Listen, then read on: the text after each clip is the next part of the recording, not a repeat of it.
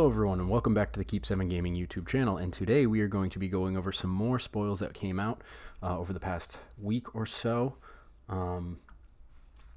It is today June 10th, so this is as many spoils as I could find for the core set 2021 up to date, so June 10th, 2020.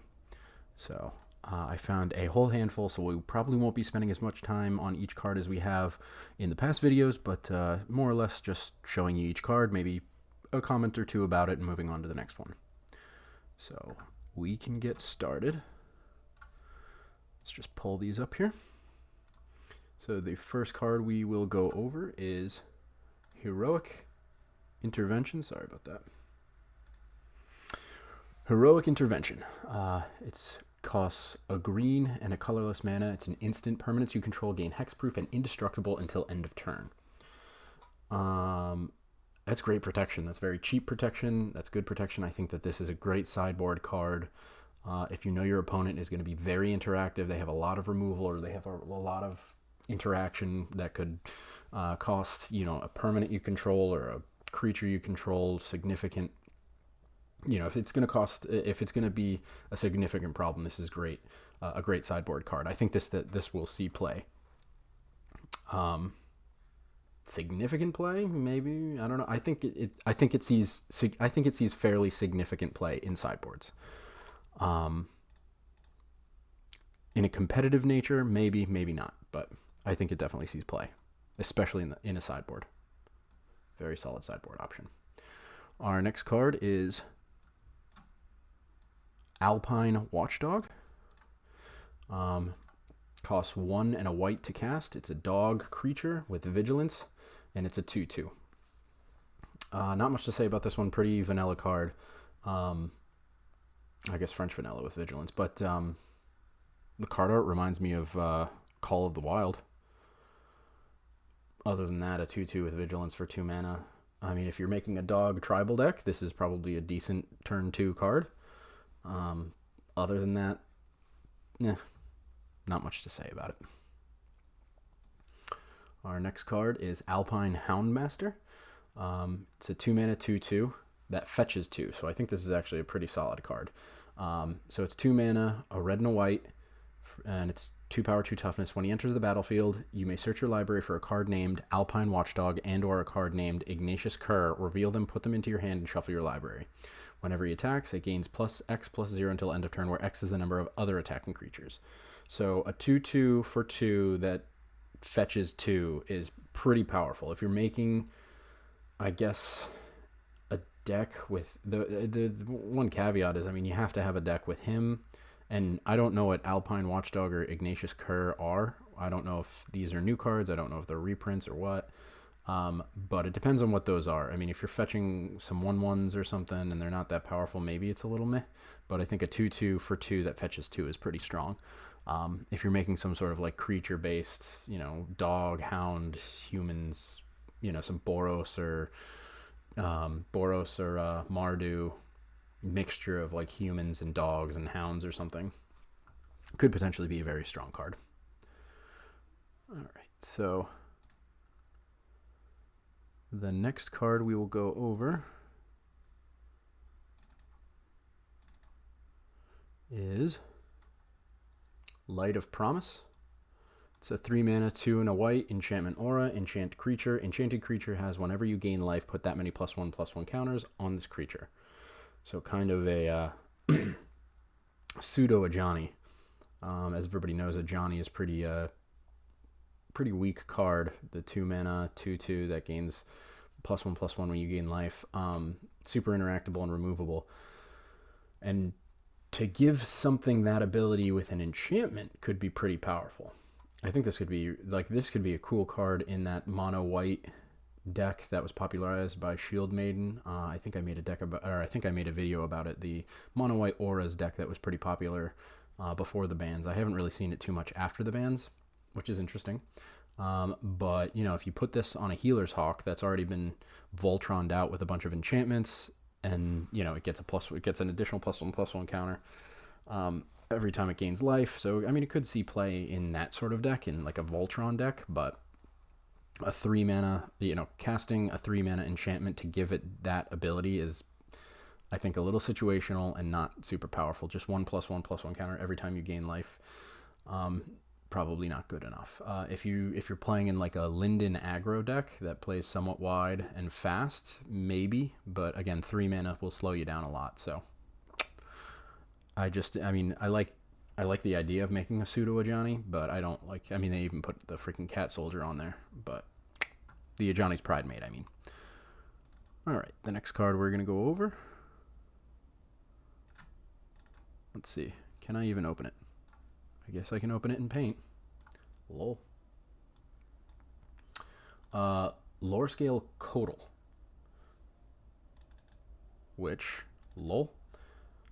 Which pixel is it? Lore Scale Codal. It's a 3 mana, 1, a green, and a blue to cast. Snake creature. When you draw a card, put a +1/+1 counter on Lore Scale Codal. It's a 2/2.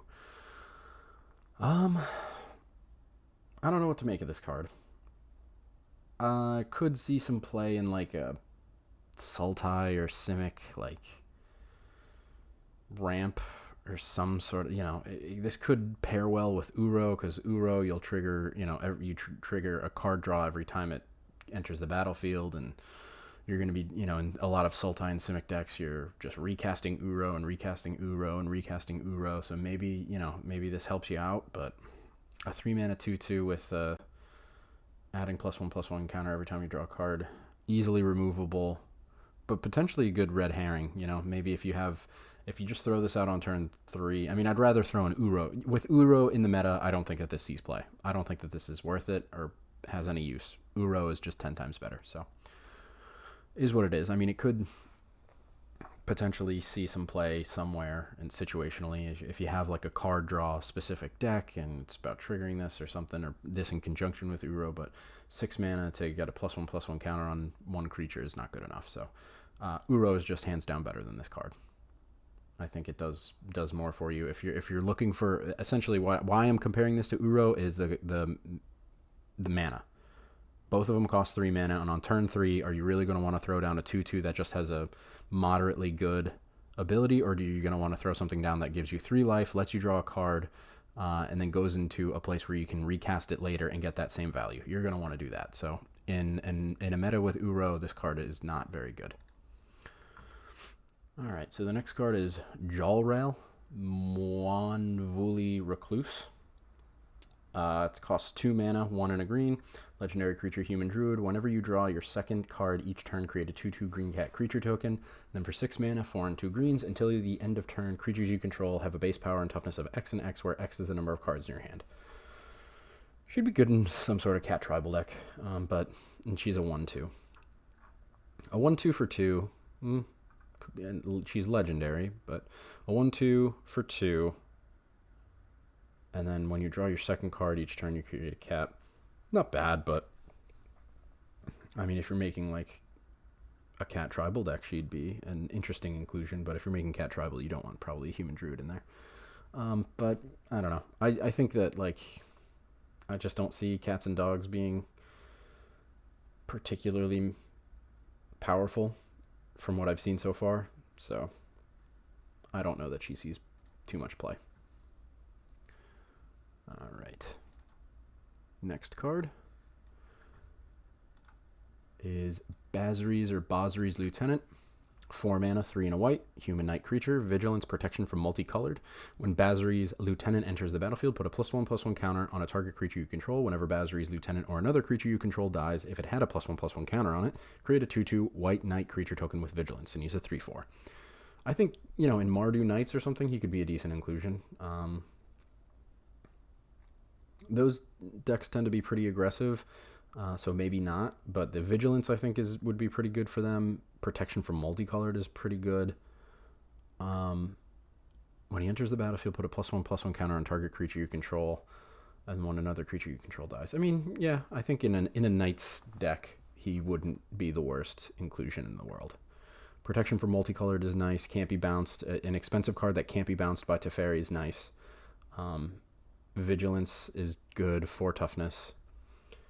Pretty situational card. Could see some play in a Knight's deck, but again, most of the cards that I've seen so far from the 2020 set have been kind of meh.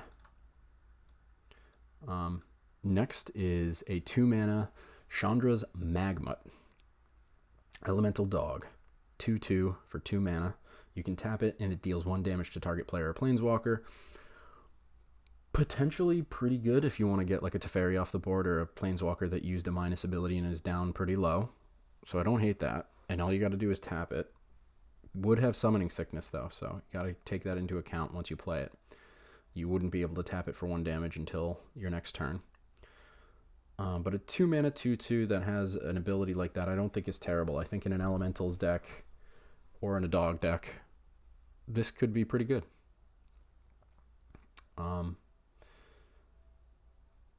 But not competitive. It's a cheap... I don't need GIMP to open, thank you. Open with... I guess we'll go with paint. The next card is Chandra's Pyreling. It's a 2-mana elemental lizard. It's a 1/3. Whenever a source you control deals non-combat damage to an opponent, Chandra's Pyreling gets +1/+0 and gains double strike until end of turn. So I guess this is like a grounded version of Chandra's Spitfire for less mana, and it doesn't get as quite a big buff, but it does get first strike.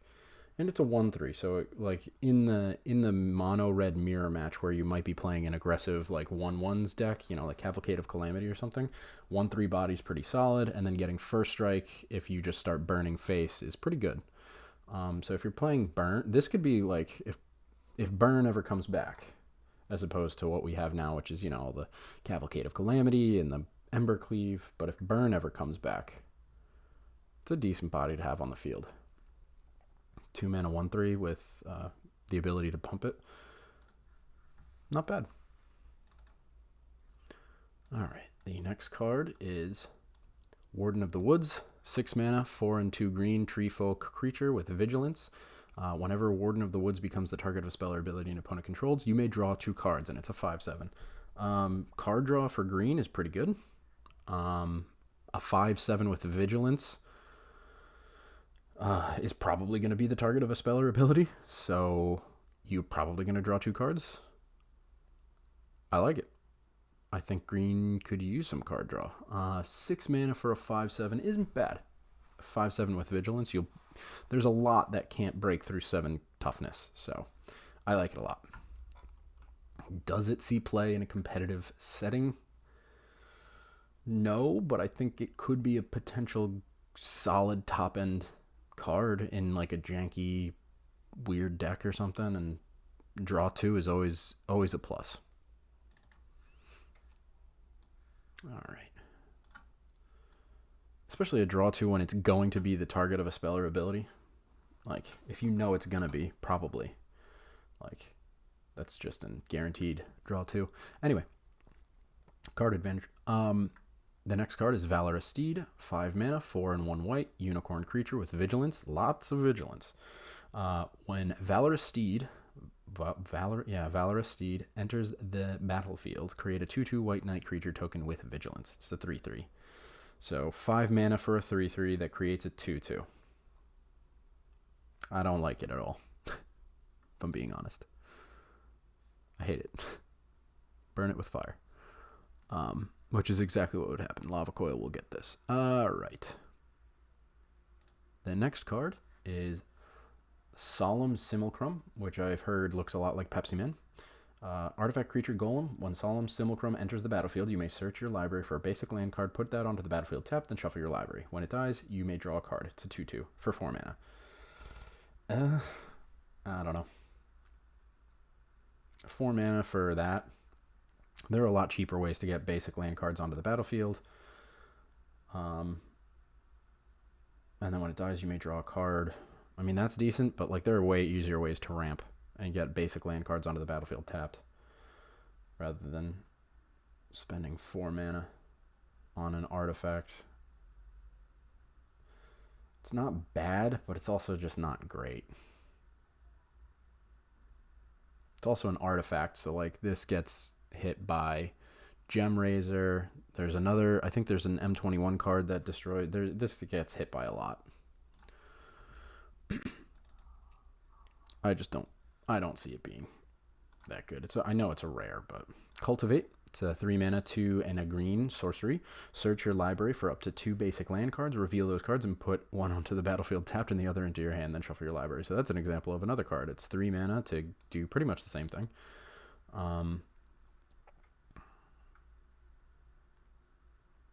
Yeah. 3 mana to put 1 land onto the battlefield, put the other into your hand.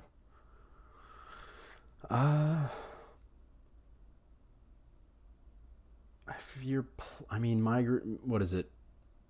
Migration Path or something like that isn't that like 3 mana and does 2 straight to the battlefield or something? Or maybe it's 4 mana and it puts 2 straight to the battlefield. Maybe that's better, or maybe this is better. I don't know. The only fetching I've done so far in Standard has been with Migratory Greathorn. So, or at least land fetching. But I guess if you want to thin out your deck, if you want to get 2 lands out of your deck, bing, bang, boom. They're basic lands too, so it's not like, non-basics. So, yeah, I mean, I guess it's a decent card. It will see play in some ramp decks and stuff, probably. Alrighty. The next card is Radiant Fountain. It's a land. When it enters the battlefield, you gain 2 life. You tap it and add colorless mana. I don't know why this exists. I don't know who's playing this and why they would. There are so many better ways to gain more life than that. And a 1-time 2 life gain is probably not going to make it. Like, in what situation are you going to need 2 life? If you're running like a life gain deck, like in a Johnny's Pridemate deck, I mean, I guess you can run this in with your Scoured Barrens, you tapped land playing idiot, but and then tapping for color. I just don't. This is a joke. I think that's a dumb card for dumb players who play dumb decks like fucking a Johnny Life Gain. Just kidding. I love all you, but I hate you people who play a Johnny Life Gain. Okay, the next card is Pestilent Haze. It's a 3 mana, 1 and 2 black to cast sorcery. Choose one. All creatures get -2/-2 until end of turn. Remove 2 loyalty counters from each planeswalker. What is it? Cry of the Carnarium's just better than this, and I think it's just for 1 more mana, right? Isn't Cry just 4 mana? And this doesn't have exile. Cry of the Carnarium exiles those creatures. This does not. And the other one, removing 2 loyalty from each planeswalker, implies that it's not only your opponent's planeswalkers, it's yours as well. So you'd probably want to play this when you don't have planeswalkers out there, but if you do, you're potentially weakening your own planeswalkers. I like that it's 3 mana. It could be a decent sideboard card if you're up against like the mono red matchup, or like, another 1/1, Cavalcade of Calamity, or some sort of heavy, 1/1 2/2 creatures, maybe knights or something like that. You could have this and, replace this Ritual of Soot or something like that with this maybe in the 3 spot or something, and you just get a nice, basically like a Deafening Clarion but in black. Obviously, Deafening Clarion does 3 damage. This only does -2/-2. But if you're in a situation where you're going to be playing creatures that have maximum 2 toughness, and there's going to be a lot of them, and this could be a solid turn 3 play, I think this is a great sideboard card. But it does not by any means replace Ritual of Soot. It does not replace Cry of the Carnarium. It is just a weaker version of those two. So I don't think that this is main boarded more often than they are. Alrighty, the next card is, I was about to say Corset 2020. 1, Rambunctious Mutt. It's a 5 mana, 3 and 2 white dog creature. When it enters the battlefield, destroy target artifact or enchantment opponent controls. So this would destroy that Pepsi Man card. It's a 3/4, 5 mana for a 3/4 that just destroys a target artifact or enchantment. There are easier ways to do that are cheaper. I don't think that this sees that much play. And when I say things don't see play, I mean like in a competitive or in kind of the top tier meta decks.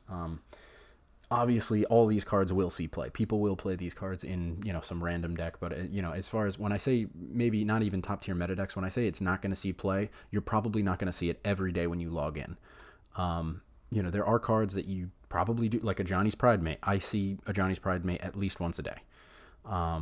you know, there are cards that in Ajani's Pridemate is not considered a top tier meta card by any stretch of the imagination. So there are cards that you will see every day, and I'm just trying to whittle through which ones I think you might see every day, and a lot of these you're not going to. Alrighty, so this next card is Faith Fetters, I believe it translates to. It costs 4 mana, 3 and a white. You enchant a permanent. When Faith Fetters enters the battlefield, gain 4 life. Enchanted permanent can't attack or block, and activated abilities can't be activated unless they're mana abilities. So this is kind of like the Ichthyomorphosis or whatever, or like the... Yeah, I think Ichthyomorphosis. This is basically Ichthyomorphosis in white. It's pretty expensive, but if you're up against a mutate deck that was unlucky enough to mutate onto like an Arboreal Grazer and not like a Paradise Druid, or if they mutated onto a Paradise Druid and they were dumb enough to tap, which I have done, I think that's in my most recent video that I just released. If not, it was a game I deleted because I was super embarrassed. You can put this on that, and then it shuts down mutations entirely, I think, because those are activated abilities and not mana abilities.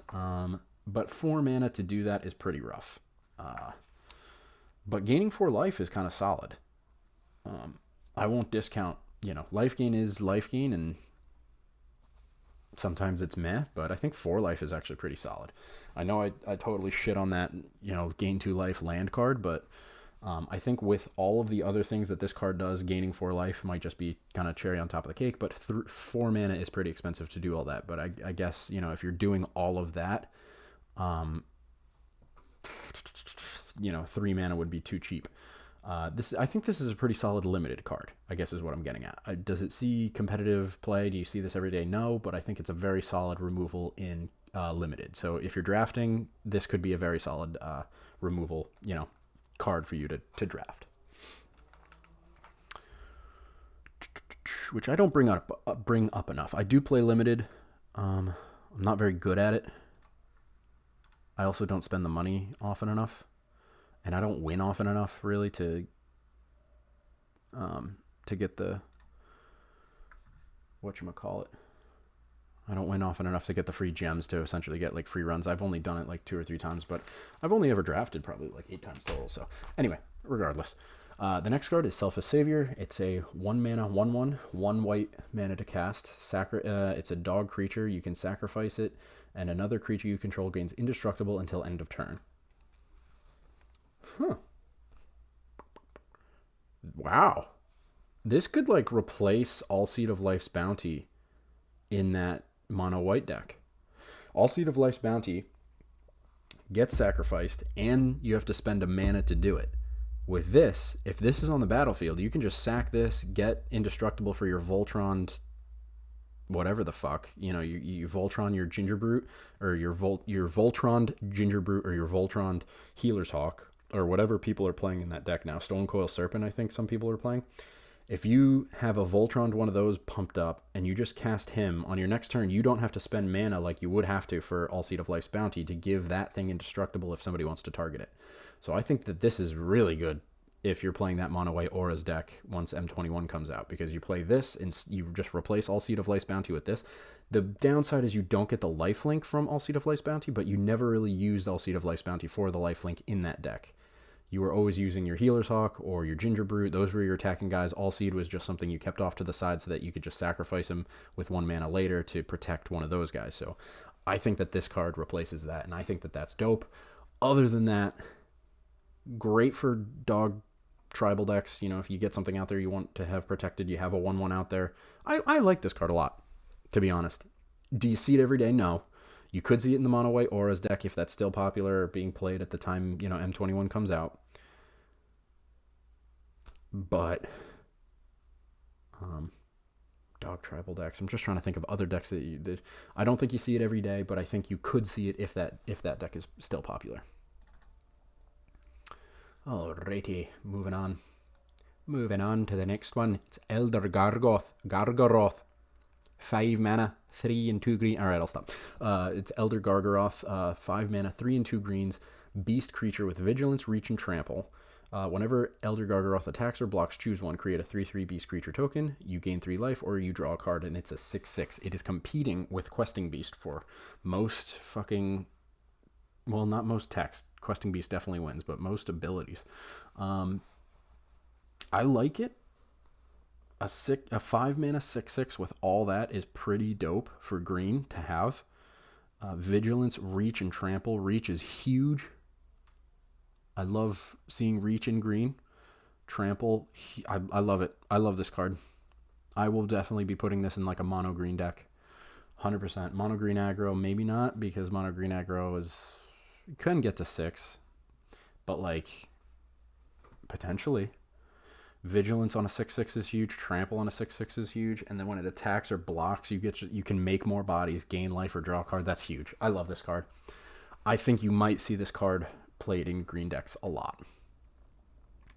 I also think that this is like, you know, in those decks where people are just like fetching stuff, like Auspicious Sterix, like where it just plays creatures. I think that you could see this being like one of those throw-in creatures where, you know, when things trigger, you just bring out a random creature, you exile X cards until you reach a non-land permanent. This would be like one of those things, like you want an Enrace Forerunners, a Aggressive Mammoth, this, a Kogla, or like whatever.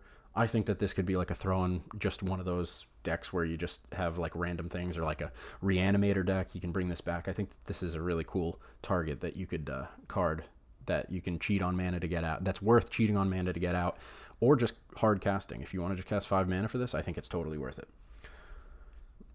Is it competitive? I think a little bit. I think with all of these things that it can do, I think that that's worth it. And with all these abilities, I think that it's worth it. Do you see it every day? Maybe not, but maybe though. Not every day, but you'll see this a fair amount, I think. I think this is a notable card. Worth remembering that it exists. The next card is Bolt Hound. Wondering if they played Pokemon. Boltund. The 3 mana, 2 and 1 red elemental dog creature. It has haste. Whenever Bolt Hound attacks or other creatures you control, whenever Bolt Hound attacks, other creatures you can control get +1/+0 until end of turn. Very solid 3-drop in an aggressive deck.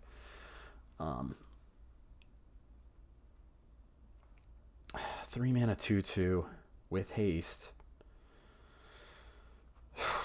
Maybe a good sideboard card, like if you know your opponent probably doesn't have a great turn 3 anyway, if they're just ramping or something, you know you can get this down and then just pump everything that's already out on the field, like this in conjunction with turn 1 you play Fervent Champion, turn 2 you play Fervent Champion, turn 3 you play like, I guess this, right? And then all of a sudden your Fervent Champions are 3/3s, no, right? 3/3s with first strike, and he's, yeah, I guess. So yeah, I mean, it would be good in an aggro deck. It's just tough to really sell a 3 mana 2/2. The haste is huge, but it's really tough to sell that. So, do you see it every day? No. In aggressive decks, this could be annoying, but I don't think it I think there are better things that are, you know, 2-drops that you could play. Look at Robber of the Rich. Like, this doesn't be way more worth it, I think, to play. If you're going to do a turn 1 Fervent Champion, turn 2 Fervent Champion, your turn 3 would be better with like another 1-drop and then a Robber of the Rich, you know? So it is what it is. The next card is Pride Malkin. It's a 3 mana, 2 and a green to cast cat creature token. When Pride Malkin enters the battlefield, put a +1/+1 counter on target creature you control. Each creature you control with a +1/+1 counter on it has trample. It's a 2/1. This doesn't lose its value in the late game, which I think makes it pretty good. Like if you have an 8/8, or I'm sorry, if you have like a 6/6 that doesn't have trample, then you give it a +1/+1 counter and it does have trample, and then all of a sudden you have pressure on your opponent. And if you're kind of top decking for answers, top decking this doesn't hurt, because if you have something without trample that could use trample, that's good. But as far as a 3 mana 2/1, I don't know. I don't think you see this card every day. The next card is Heartfire Immolator. It's a 2 mana human wizard. 2 power, 2 toughness with prowess. Whenever you cast a non-creature spell, this creature gets a +1/+1 counter until end of turn. For 1 mana, you can sacrifice it and it deals damage equal to its power to target creature or planeswalker.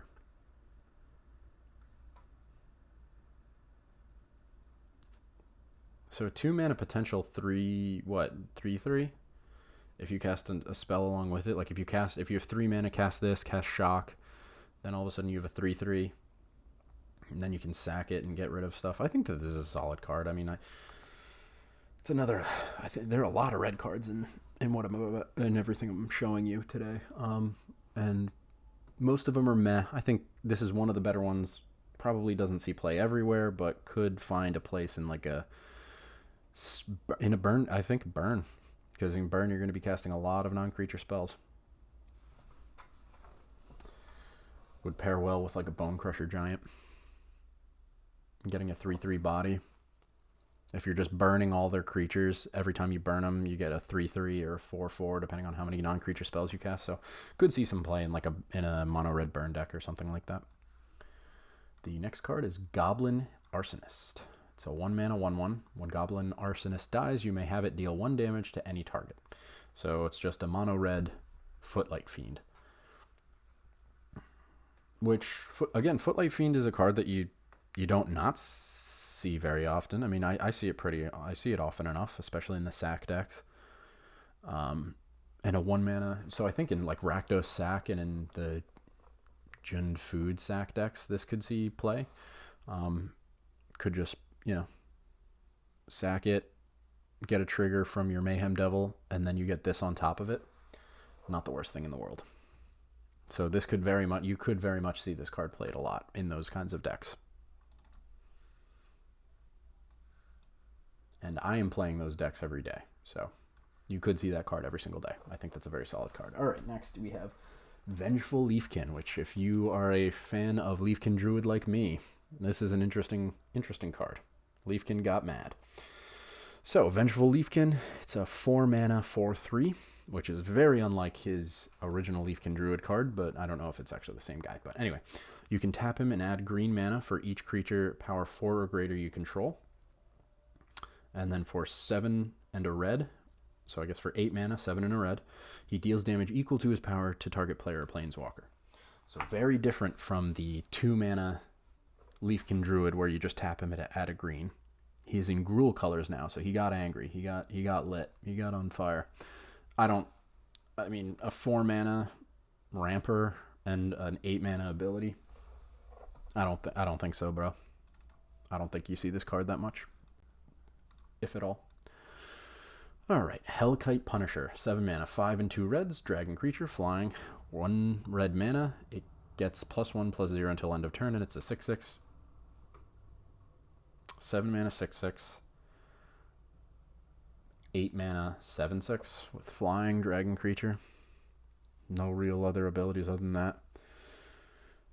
What is Drakuseth? Is he 7? I mean, if you're playing dragons, sure, throw him in there. Why not? A 1-mana pump ability is great to make him a 7/6, and I don't know many flyers that are higher toughness than 6. I mean, there's Safara. Just off the top of my head, I'm trying to think. I think, Baneslayer Angel has a 5/5, but has protection from dragons. But, I think a 6/6 seems to be like a very, very high end. I mean, you very rarely have 7/7 or higher flyers, so 6/6 seems to be kind of the top end for flyers, mostly. But this, I think there are just better flyers that just do other stuff that's better. If you have a lot of these, that's great for you. But like maybe in a Reanimator deck, you just get a bunch of these out there and pump them all with Fires of Invention.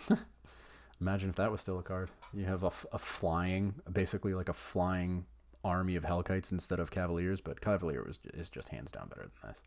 But yeah, it's a pretty meh card. Next, we're going to get into this is actually pretty big. They announced what the rare lands are going to be. The first one I will show you is Fabled Passage, which I'm sure you're all familiar with. It's a land that you can play as opposed to the lands you can't. It's a land, you tap it, sacrifice it, search your library for a basic land card, put it into the battlefield, tap, then shuffle your library. If you control 4 or more lands, you untap that land. So potential untapped land source, which is always great. I love Fabled Passage. I hate that they are reprinting Fabled Passage, having already released it in Throne of Eldraine, which means it will not be rotating. I wish they did something, anything else, any other rare land other than reprinting Fabled Passage when it's already in standard and won't be rotating in the fall. The reason I hate that is because I crafted every single copy of Fabled Passage. I didn't pull a single one. I crafted all of them because I wanted Fabled Passage because I love it. I think it's a great land. But, you know, now, and the reason I hate that I did that is now it's being reprinted anyway. And I'm going to be buying, I've been buying Throne of Eldraine packs. I've been buying Throne of Eldraine packs. I've been buying, and I already bought and pre-ordered, you know, the M21 stuff on Arena. So, you know, I'm going to get a bunch of these in packs. I know it. And I'm not going to be getting any value out of that, which sucks. I spent 4 wild cards that I could have spent on something else and just waited until M21 came out. And now I'm going to pull a bunch of these and they're going to literally mean nothing. Moving on to the next thing that pisses me off about the rare lands. The other rare lands that were announced are the temples. More tapped lands, more reprints, things that came out in the Core 2020 set, I believe. Did they come out in Core 2020? I think they came out in Core 2020. So they would be rotating, right? Because Core 2020 rotates in fall, September, October. So these would rotate out. So they're going to stay in once everything rotates. But I crafted most of these too. So I'm pretty livid that all the lands are not only tapped lands. It means that if, you know, in the next expansion, which I think is what, Zendikar Rising or something like that, there better be untapped lands in that. Otherwise, this is going to slow the game down a lot. Everything is just tapped other than like Fabled Passage. So, yeah. The Scryland temples were reprinted. I'm mad because I crafted a lot of them, so that's a lot of wasted wild cards. But the ones that I don't have, at the very least, I don't have all of these. I think I have all the Temple of Mysteries. I think I have most of the Epiphanies. So I think I just need a few more Epiphanies. I think I just need a few more of like Triumph, Epiphany, and Malady. I might even have all of the silences. So like, yeah, I mean, I guess that's not the worst thing in the world, but you know, the odds that I get exactly what I need out of the packs is rough. I mean, they really should just figure out a way, like, I don't know. There should be duplicate protection, especially if they're going to reprint things this close to each other, but it is what it is, guys. Anyway, so those are the rare lands. A little disappointing, especially because they're not untapped, but hey, what are you going to do? The next card is Fire Emancipation. It's a 6 mana, 3 and 3 reds to cast enchantment. If a source you control would deal damage to a permanent or player, it deals triple that damage to that permanent or player instead. I'm seeing a lot of stuff that like mono red burn. I love playing mono red burn because I love it. I also hate it. I hate that I love it because I love and hate myself. Anyway, I love this card. I love that mono red burn is getting a lot of stuff that looks like it could be good. Mono red burn has always been a deck and an archetype that has always just never been the best mono red there has been. And I think all these cards are just still making mono red burn just not as good as the other mono red decks out there. It's still a powerful deck, and you can catch your opponent off guard if they don't really expect mono red burn. But this is like pretty incredible. Because if you're just going face with your shocks, a shock is now what, 6 damage? It's 6 mana, so this is expensive. And you would have to make like a burn deck. You would have to make like a ramp burn deck to make this viable, I think. Most mono red burn decks are like 20 lands, just like, you know, regular mono red. But like if you made like a ramp mono red somehow, some fucking way, and you were able to cast this, and like, oh man, imagine like this in Torbrand or something. Oh god, this Torbrand and like that. Oh man, it was that 10 mana, whatever you might call it, and like there's double vision and stuff. Like mono red burn looks like it's getting a lot of toys to play with, but it just, no matter what you do, it's just either the toys that Wizards of the Coast are giving to us for mono red burn don't look like, you know, they're either too expensive or they wouldn't fit. But I think this is crazy. A 6 mana enchantment like this could could see some play. Because that is huge. It deals triple damage to that permanent or player instead. Oh, man. That's huge. Maybe. I mean, maybe. 6 mana is expensive. But boy, oh boy. Anyway. Next card is Riddle Form. 2 mana enchantment. Whenever you cast a non-creature spell, you may have Riddle Form become a 3/3 Sphinx creature with flying in addition to its other types until end of turn. And then it has an ability for 3 mana, 2 and a blue. You scry 1. Meh. It's 2 mana for a 3/3. Actually, that's not bad. It's not bad at all. In like a... And it costs no mana. Whenever you cast a non-creature spell, you can just have that happen. Man, oh man, like, yeah. I the more I think about it, the more I like this card. Because, like, imagine you're playing Control, and you're up against aggro, and you have this on the battlefield turn 2. And it's a 3/3, so protected from shock. Not a lot of people playing Lava Coil, not a lot of people playing Jaya's Greeting. You do see it, but it's somewhat rare. More rare than a bone. Like, the main removal we see is Shock and Bone Crusher Giant. You play this, it's safe from both. It's a blocker. Anytime you cast a non-creature spell, which you're doing a heck of a lot of in, like, Azorius Control, or, you know, if you're just trying to, like, fend off your opponent. I don't hate this card at all, to be honest. It's not legendary, so you can have multiple, and it's only 2 mana to make a 3/3. And then, yeah, if worse comes to worse, you have a Scry. I like this card a lot. It's a little situational, and it's like it's random, but like I kind of actually like it. I kind of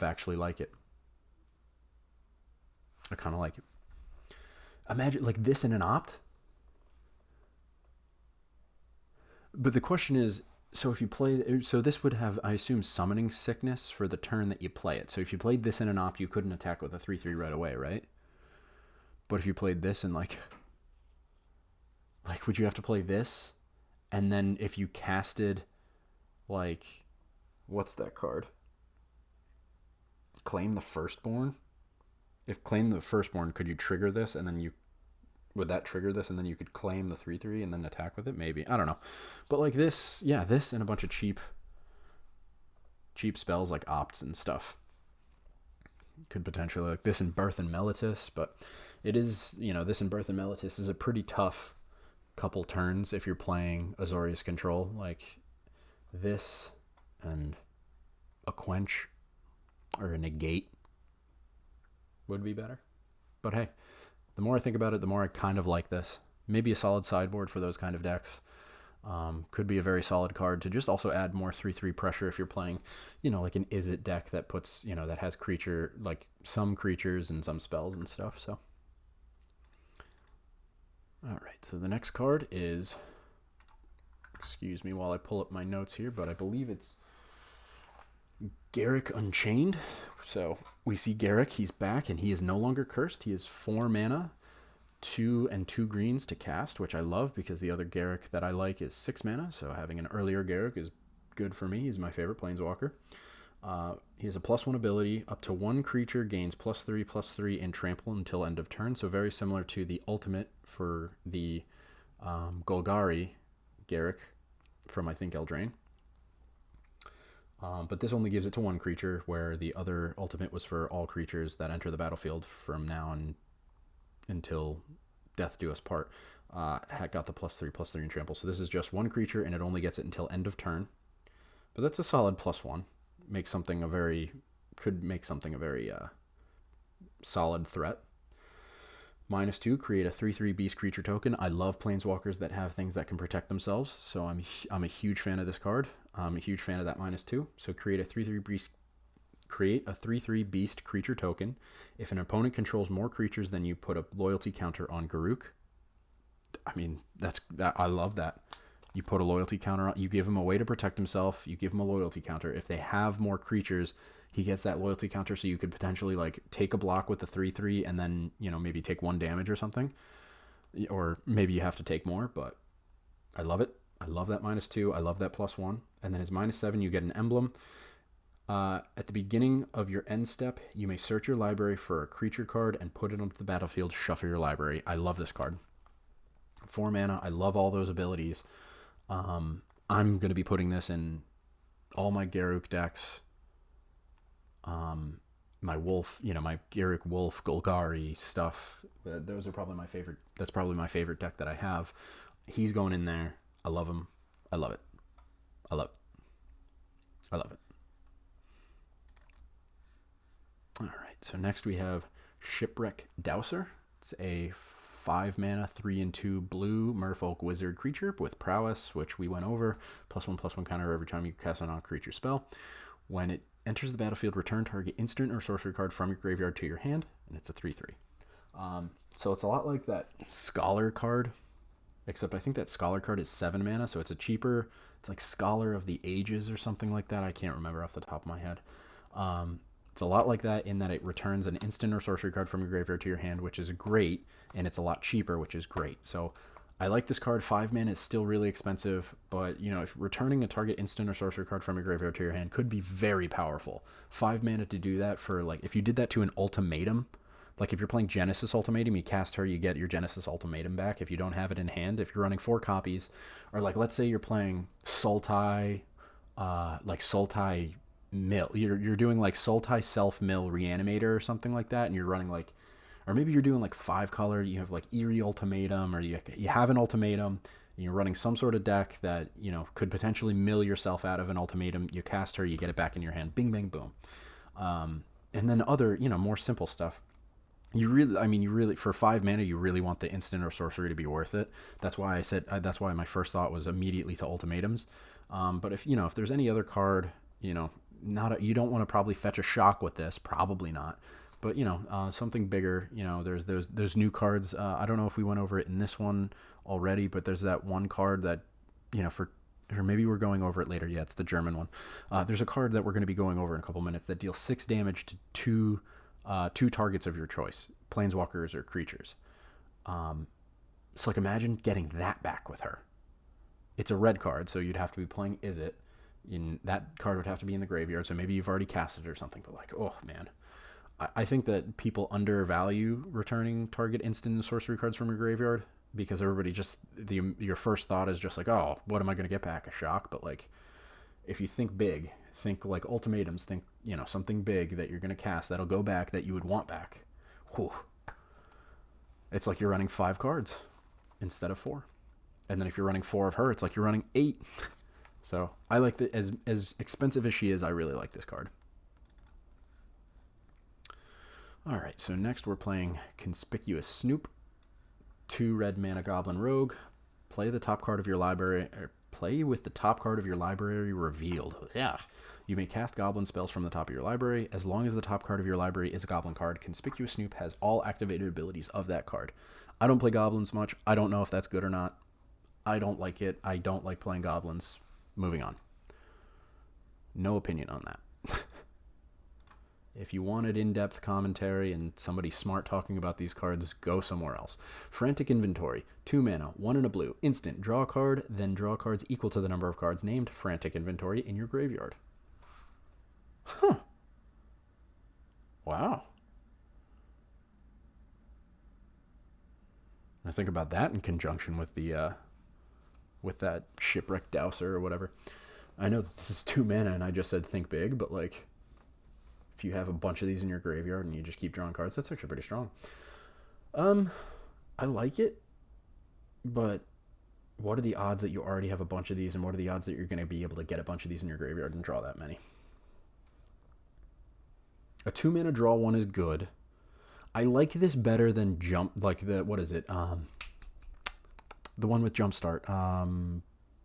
Radical Idea or whatever, that you can like exile cards to recast it. I like this better than that, because I like that you don't have to exile cards from your graveyard to if you recast this and you have one in the graveyard or whatever. I like this better than that, so maybe this replaces that. I'm not sure. But like, this would be really good. Oh my god, think about this with like Song of Creation. And if you had multiple of the, I mean, you have to discard them anyway, and then you draw another, you cast it, and then you draw a bunch of cards on that turn, and you need cards in your hand because you're going to be discarding with Song of Creation. So, like, this could be a very good, solid jank engine and card draw engine with Song of Creation. I like that a lot because I love Song of Creation. All right, next is Grasp of Darkness, 2 black mana. Target creature gets -4/-4 until end of turn. That is fantastic removal. Absolutely a solid sideboard card and absolutely a solid main deck card. I think that this definitely sees play. 2 mana for any creature that's a 4 toughness or less, and you get him for 2 mana. It's great value. That's great value. I'm not going to overplay this, but this is a good card. I definitely think this is worth, at the very least, sideboarding. Probably sees main board action in mono black. Love it, love it, love it. Does -4/-4 cards get around hexproof? No, because it would, target creature. Yeah, so you're targeting something. So that doesn't get around hexproof, but I love that card. All right, next card is Soulseer. I think that's a card you could see every day. I think that's a very, very, very possibly a meta card. Anyway, for black, as much as black sees meta, which it doesn't too much, but regardless. Anyway, continuing, Soulseer. Actually, I played it, going back, again, if you wanted professionalism, go elsewhere. Grasp of Darkness, 2 black mana. I just played a mono black control deck. This would be solid removal in that deck.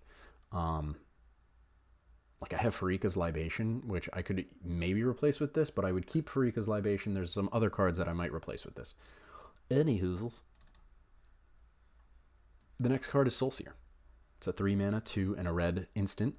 Soulseer deals 5 damage to target creature or planeswalker. That permanent loses indestructible until end of turn. So I know what you're thinking. The Theros gods, indestructible. He doesn't really kill too many, Soulseer does not really kill too many of them. Erebos has 6. I think this kills Thassa and Heliod. And then all the rest of them, I think, have 6 toughness. So this doesn't get rid of those, which would have been nice if it could have. It would have been cool if it was like that permanent loses indestructible until end of turn. So you could hit it with this and hit it with something else. You could hit it with this, and a shock would take care of all the Theros gods. But that's a big investment. That's your whole turn probably just to get rid of one of the gods. And there are better ways to get rid of them. Probably exiling, I guess. But like if you're just running mono red, there isn't much you can do. But oh my god, 3 mana deals 5 damage to target creature or planeswalker. That is insane. This definitely sees play. Yeah, this is a really good card. This definitely sees play. 100%. Nothing is safe anymore. Imagine that, that 3/3 that I mentioned, that card, that 2 mana that makes a enchantment that makes a 3/3, not safe anymore. They have to invest 3 mana to kill it, but like there's so many cards with 5 toughness or less that is worth killing with 3 mana. So many cards that are worth killing with this. This is an incredible card. I think that, I mean, when I say incredible, I think you might see this every day. I think you might. You might see this in top tier meta as well. This is just, that's great. 3 mana to deal 5 damage. Oh, and planeswalkers too. It just has so many targets. And yeah, like look at all that value. It deals 5 damage. Like even if this was a 3 mana deal 5 damage to her target creature, I'd say that that's worth it. But it's creature, planeswalker, and a permanent loses it. If it has indestructible, it loses it. I love it. I think that's a great card. I think that's a really great card. Mono red burn, looking like it's getting toys. I just can't wait to brew mono red burn once all this is out there. Anyway. Transmogrify. It's a 4 mana, 3, and a red sorcery. Exile target creature. Wow! Red gets exile? Oh, okay. Exile target creature. That creature's I'm just so stoked for red right now. I think, wow. To exile target creature, that creature's controller reveals cards from the top of their library until they reveal a creature card. That player puts that card onto the battlefield, shuffles the rest. Okay, so I'm turned off now. That's a little bit of a woof. It's interesting that red gets an exile effect, but boy oh boy, that is just not a very good. The rest after exile target creature, the rest of that was just a downhill spiral. It's a huge risk. What if you hit what if you hit one of their bombs? I'd like especially turn 4. Let's say they had you're going to be casting this at earliest turn 4. Oh man, what if this hits what they're like looking to play or something like that, you know? And then like what if you're what are you exiling on turn 4 and then it hits something better, you know? I don't know. But the upside is what if you hit one of their bombs with this? You hit like a 6 mana or 7 mana creature or whatever enchantment, whatever, something that's causing you problems, and then all they get is like an arboreal grazer. So it's risky. It is risky. So I don't know. But yeah, that about does it. I thought I had more. I honestly thought I had more. I thought I had one.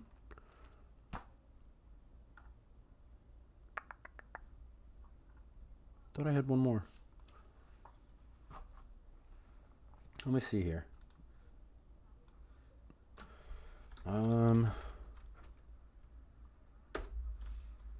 It's called. I thought I had two more. Yeah, I had two more. There's one called Volcanic Salvo, and there's another one called Hunted Whale. And I'll try to pull them up. But the Salvo one is the one I'm interested in.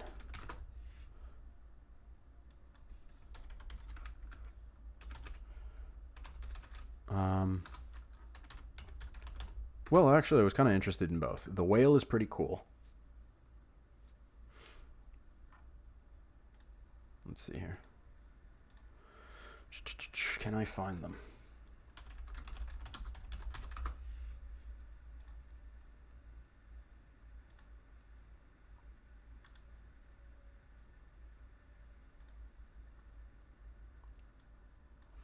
Okay.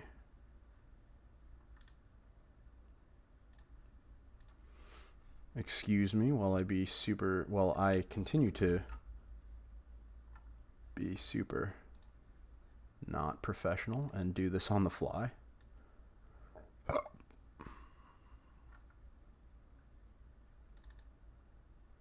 No, that's Transmorgify again. There it is. Okay. So it's in German. Volcanisch Salve. That didn't sound German at all. Anyway, Volcanisch Salve. Volcanic Salvo. It's 10 mana and 2 red, so 12 mana. Cost X less, where X is the total power of creatures you control. Deal 6 damage to 2 creatures or planeswalkers of your choice. Mono Red Burn is getting so many toys to play with. So, I like this card a lot. Again, Mono Red Burn is getting a lot of toys to play with, but I think this is too expensive, and I don't think you see this every day. But like in some weird, janky, cool, awesome Mono Red Burn deck, you could maybe see it. And then the last one is Hunted Whale. Can I find you?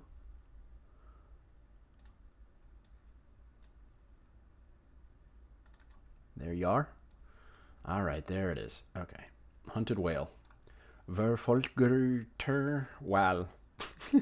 Verfolgerter well. 7 mana, 5 and 2 blues. When it enters the battlefield, each opponent creates a 1/1 red pirate token with this creature cannot block, and creatures you control must attack if able. Spells your opponents control that target the Hunted Whale cost 3 more to cast, and it's an 8/8, and boy oh boy will this get targeted.